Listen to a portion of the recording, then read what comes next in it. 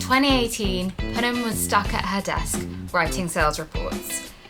By 2024, she was hosting sold-out supper clubs as a full-time chef. I did a Friday night, ended up getting sold out in 4 hours. Had like 40 people over 2 nights, a waiting list of like another 15 people who wanted to come along, back to work in London. And I sat at my desk and I was opening my email, I was like, oh my God, I don't want to do this. It wasn't until I actually got made redundant from that job that I was like, actually, is this the universe now telling me something? There's a lot of people who might not have faith in an idea. I had to make sure that I believed in this more than anyone else. I always wanted to be the boss. And now that I am the boss, it feels incredible. In this video, she reveals how she launched her very first supper club, how she faced fear and criticism, and her best advice for starting out. And finally, the big question, leaving her traditional career to follow her passion.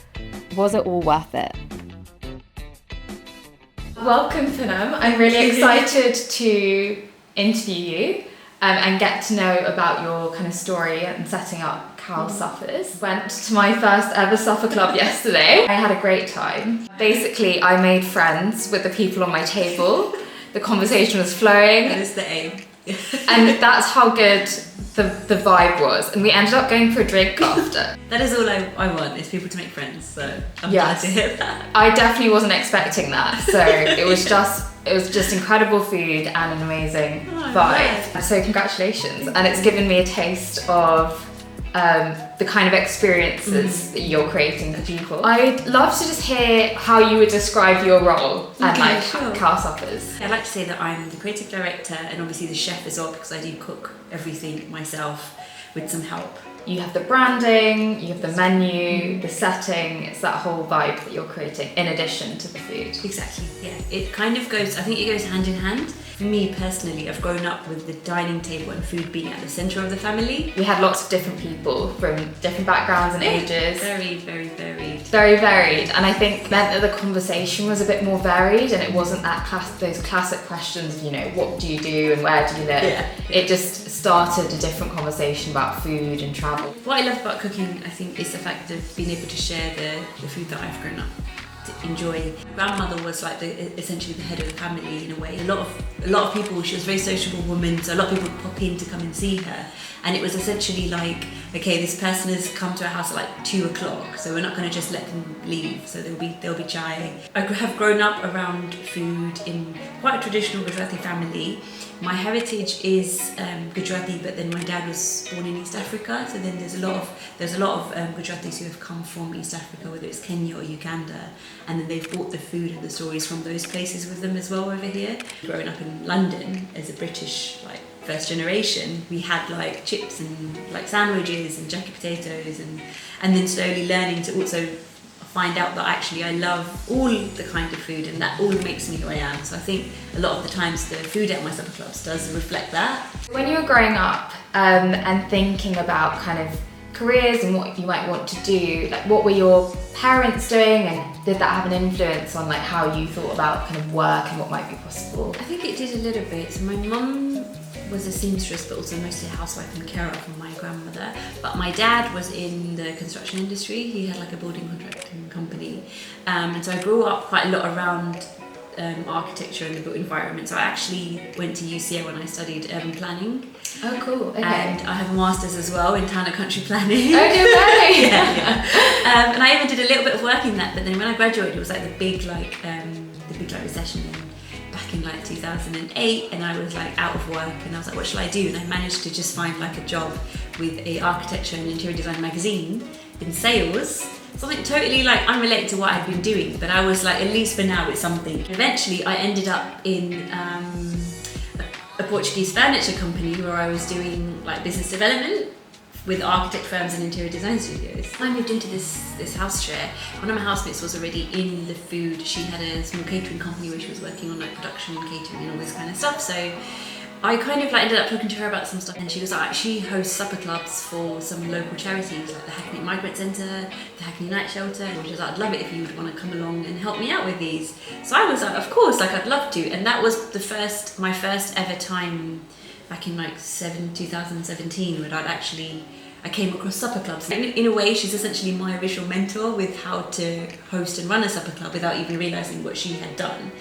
And then she was like, you need to share some of your food with some of my friends because they love Gujarati food. So then I kind of essentially hosted a very mini version of a supper club at home where I had my housemates, there was 4 of us, and then 2 of her friends. And they were just like, okay, so when are you opening like a restaurant now? And I was like, what are you talking about? That's never gonna happen.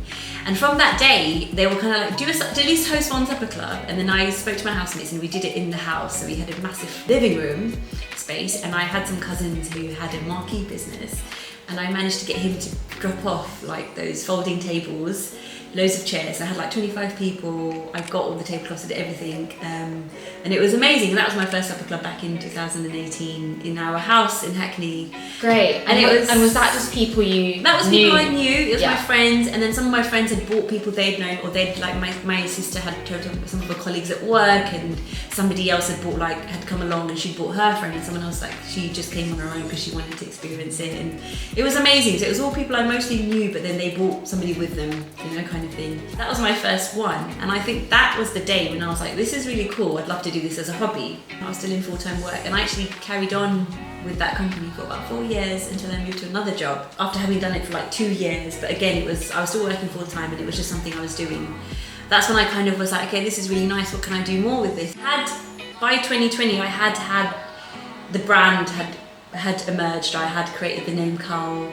I had started thinking about branding and all this kind of stuff. I had the Instagram page, but I didn't have a website. I didn't have anything else. I didn't really have a long-term plan or even a short-term plan. Yeah. It was like when I, maybe once or twice a year I'll do this because it's a nice thing to do, but I don't think I can make a living out of this. And was there a moment when actually you thought this could be more than just a hobby? I have to rewind a little bit because my previous boss in that company was like, if anyone wants to go down to 4 days a week before even furlough or anything had happened, let me know. And I was like, you know what, this is an amazing opportunity for me to go to 4 days, so I can do 5 days, so I can do the Friday as like my working on Khao. So you would finish work, like I'd close all my windows for my full-time job, and then I'd start working on the website. So it was like already I had that in my head that this is going to one day be something I want to do full time, but I hadn't, I guess, consciously made that decision yet. I was taking the actions by making the website and setting these things into stone. I had some friends in Portugal, and I was planning previously to go to Portugal to do supper clubs there. Found this cafe, which turned out to be a really popular cafe in the city in Porto, and ended up speaking to the owner through just Instagram and saying, hey, like I do supper clubs here. I showed her pictures and videos and stuff, and she was like, this is amazing what you're doing. I'd love for you to just do this over here. Yeah. So then I did a Friday night, ended up getting sold out in 4 hours. None of my friends who wanted to come even bought tickets. I had to book a whole other day. I didn't have a network or anything. No, nothing. Yeah. I just had like my 10 friends who wanted to come to my supper club, this cafe. But because the cafe had shared it with their patrons, who were very loyal, they were like, oh, this is amazing. We've not had like Indian food like this over here, so we'd love to come and try it. So yeah, it was actually amazingly quite ridiculous. I couldn't believe it. I remember it was like I announced the tickets on a Monday just after I'd hosted a supper club here in London, and the fact that they were sold out, I was like, this is amazing. I messaged the owner of the cafe. I was like, hey, I need to book the Saturday, can I do it? She goes, yeah, of course, sure. So I had like 40 people over 2 nights, a waiting list of like another 15 people who wanted to come along. On the Tuesday, I came back to work in London, and I sat at my desk and I was opening my email. I was like, oh my god, I don't want to do this. I was like, this isn't for me. What am I doing here at this desk, trying to like write a sales report for this, like for some stuff that I don't even care about? Because I just had an amazing time. Yeah, and it was just like, oh, actually, I think I can do this. But there was a fear there that obviously, you're doing something for yourself, having your own business without much of a business background in business management or any of that stuff, and then going into this, it was quite a big, like I was still hesitant. So it wasn't until I actually got made redundant from that job that I was like, actually, is this the universe now telling me something? Because after Porto, and then lots of other people constantly telling me this is like, after they'd come to my supper clubs, like, this is amazing, like, when's the next one? I was like, I don't know, maybe like next year, because I haven't got time, because I've got a job to do, You had that moment where you sold out for 40 people. That's it, yeah. Unexpectedly in Porto, a city that You don't have networking. I'd only been once before for like my induction at the job. I was spending quite a bit of time in Portugal as well. I was kind of going back and forth, so I kind of kept on hosting supper clubs over there, but then also here in London as well. And then I started collaborating with other brands and with other people, doing some private events, and that's kind of when these things started happening. I was like, okay, this is actually something I can do where I'm not just leading with just the supper clubs. There is lots of other opportunities, and people do want to see this food in different spaces and places as well. We're going to do this for let's see how this year goes, and if obviously I don't get any jobs, or if nobody comes to my supper clubs, I'll find a full-time job. You know, I've got lots of transferable skills, I've got experience in this industry, that industry, I can probably do something. Or maybe I'll just go back to uni and pick up town crunch planning again, you know, who knows? But it was one of those things where I ended up finding out that, okay, people do want this, and then getting the help at the right places. So whether it was recruiting freelancers to come along and help me out, making a plan, even communicating with my family. And they've been a really massive part of the journey and creating that support and that base. Do you have any unexpected challenges that you face? One of the biggest challenges is obviously is maintaining and being consistent with what I'm doing. There's this thing where when I have people come to my supper clubs, I've had many people come back again, or they've told their friends about it, and it's there is a certain level of expectation that people have, and it's how am I managing these expectations? So that's always been quite a challenge, I think. Always got to be really open to I guess facing any criticism, but also not trying to be too much of a perfectionist, you know, that's also something I've learned. It's I'm not perfect. That expectation that people know that they're not coming to a restaurant. It's very different. A supper club is a very different environment. It's much more personable. And so the challenge, I guess, there of managing those expectations. I want people to continue to come and continue to enjoy it. It's something which, like I said, you know, all those years ago, I didn't even think I would go into food, and even until now, even my mum sometimes, she still just laughs, because when she's talking to family back in India, to her sisters and stuff, and it's just she's a cook, I guess, essentially, because there isn't this doesn't really, is because essentially in India, being a chef, that is, you're a cook, there isn't a chef. Especially in the South Asian community, there can be a lot of risk aversion around that kind of thing. Yeah. And I think more traditional careers are kind of put on a pedestal. Oh, absolutely. Yeah, and is that something that, you know, it sounds like your family and friends were really supportive. Is that something that you know came up against in other ways? Definitely. That's it's really, you having said that has reminded me that there was a few people that when I first I had just been let go from my job, and then it was going into doing this as a full-time thing, and I do remember some of the phone calls where it's oh, so what is what I'm doing now? It's oh yeah, you know, she's still looking for a job, but she's still doing a Khao Suppers thing. And there was a lot of oh okay, speculation that is this even going to be a thing, to then going on to what happened in 24, where I felt the business really grew, and even the brand grew, and there was a lot more awareness. If I'd go to a family function and I'd meet someone and then they'd talk about it to me, and I'm I've literally never ever spoken to you before, and you're coming up to me because you've started following my Instagram and I didn't even realise, or you've seen something about me somewhere, or someone shared something. To make sure that I believed in this more than anyone else, in order for everyone else to go, okay, you know what, let's just wait and see. You know, it's okay for you to hear someone say to you, oh, that's a terrible idea, or hey, why don't you do this, I've got a better idea. But at the end of the day, I think it only matters what you think about yourself and your idea and how you want to execute that, because there's always going to be people that are going to want to tell you to do something else, and it's always good to be open to listening to that. But at the end of the day, if there is something you're really passionate about and you're okay, I want to make this into a full-time thing, then I think people should believe in themselves. The year of your first supper club was 2018. 2018. June 2018. Yeah, that was my first one. Then I did my second one in November. So that was 2, and then this following year I did another 2. Would you be able to summarise, I know it might be difficult because you might not have the numbers in your head, yeah, but how many supper clubs you had that first year, and then how it kind of increased, and now what? Okay, so I'd probably say 20. I take it from 2023 when I probably did it full time. I probably did close to 10 or so supper clubs in that year. Yeah. Whereas last year I think I had maybe 12 to 14 in the year. You were doing one every so often, every few months before. Mm-hmm. Once you started doing it full time, how much did the frequency change? It's changed a lot. Like Yeah. I probably do 2 a month now, the way that generally it's going. Or if I have, because now what's actually changed as well, the model of the business essentially is, whilst there's the supper clubs, there's also, there's a private side as well where I do private commissions and private hire jobs. So where I maybe do like a small event where it's like maybe a dinner gathering at someone's house for a birthday, or it might be a corporate event or something like this. So there's those two sides to it. So it's like, it's also working with there's certain supper clubs that I love to keep continuous, like the one you came to yesterday, which is like Jalo Jama, which is the original concept of like the 4 courses, very quite classical dishes. And then there's one which is Dar dinners, which is way more casual. It's only 3 courses. It's more like sharing. The focus is on like a one dish, which is the Dar, the Gujarati Dar. There is one that I've started doing, which is the brunch, which obviously has been quite popular as well. Another challenge actually, which I should mention as well, hosting a supper club, is finding the spaces as well. I love working with these spaces, but then it's also like, how do I make sure that I'm hosting from a space that I can still bring that feeling of home to the spaces where I am. Okay, I don't want to like do too many.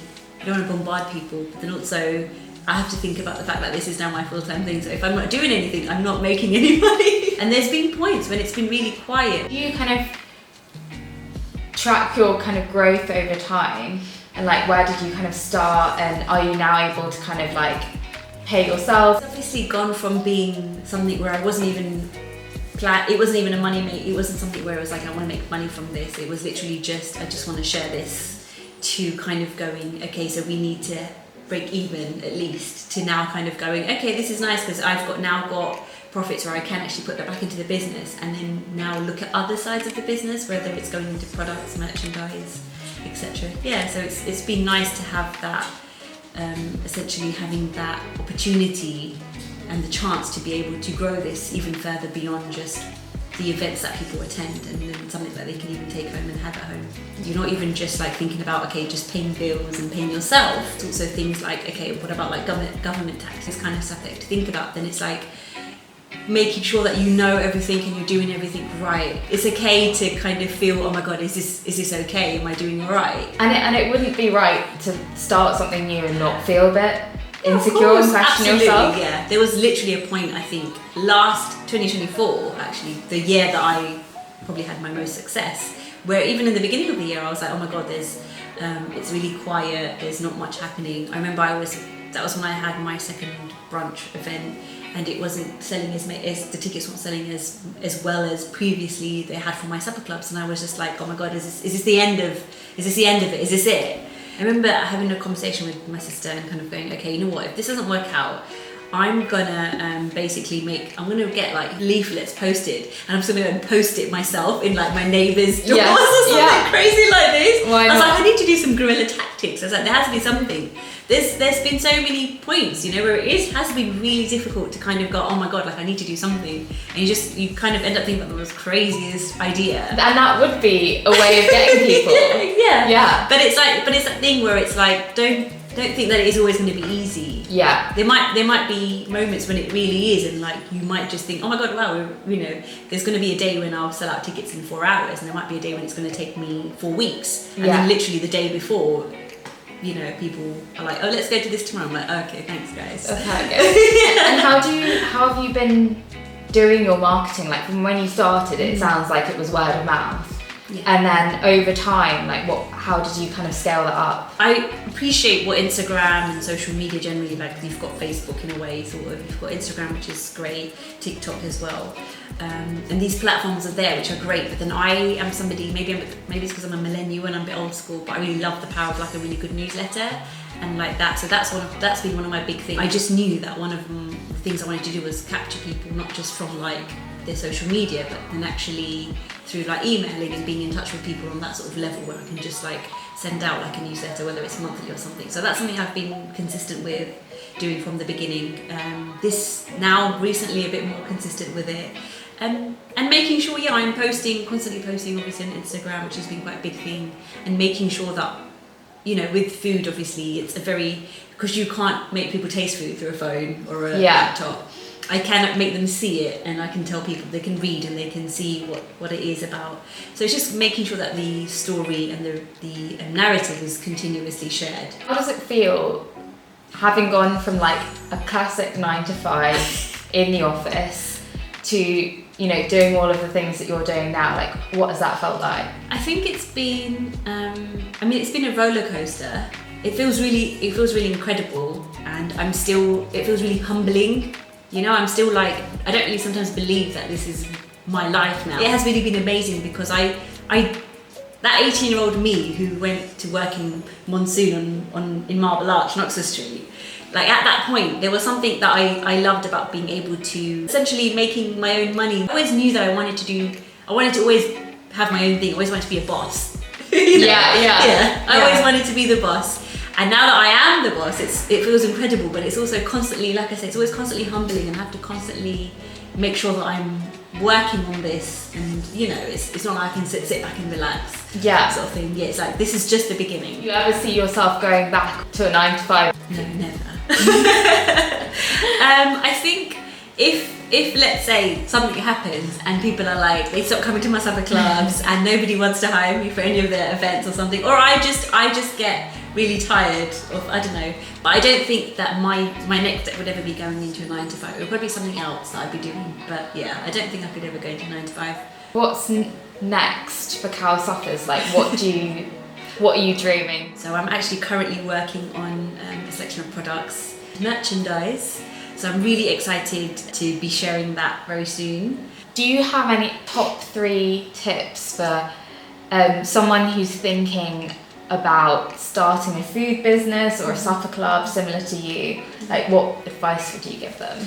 Definitely something which I wish I'd done, like when this went into a full-time thing, is making a more of a constructed, like a structured business plan. Organise all of the little bits, the little details and everything as much as you can, you know, like the schedule of like your cooking schedule to your shopping, sourcing ingredients, your marketing. And then specifically for people wanting to go into the food business is obviously look into what certificates and what training, if there's anything in particular, especially things like having a food safety, you know, like certificate, doing the training and that. Make sure you look into all the legal and those important little bits. Sometimes I think some people might think, oh, I can just kind of like go into this, but I think it's nice just to have a little bit more awareness when you are also going from something that's a hobby into an actual product or a service that you're providing.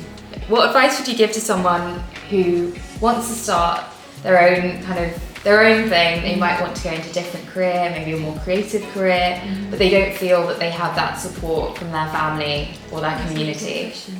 I would say that there probably is somebody either doing something similar, and it's never a bad thing to have a look at what it is that they're doing, to reach out to them to get some advice. I would say don't hesitate, but if you can find someone like that who inspires you, try and speak to them, and then find maybe places where you can get that support, whether it's like a group or like an online forum. Be realistic with yourself with, okay, whether it's like rent, bills, everything, and be realistic with how much it is that you need to have for whether it's like 6 months or to a year even, is like that reserve.